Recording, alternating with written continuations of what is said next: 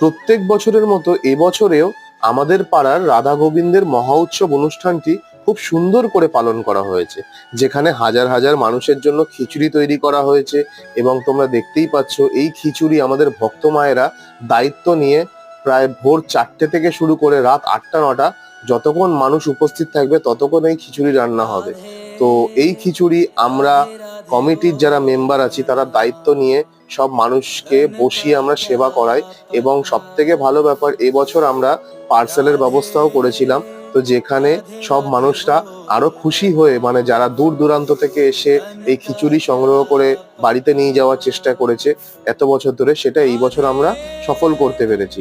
তো আমার এই ব্লগটা তোমাদের যদি ভালো লেগে থাকে, এবং তোমাদের সবাইকে ইনভাইট করলাম আগামী বছর তোমরা প্লিজ এসো।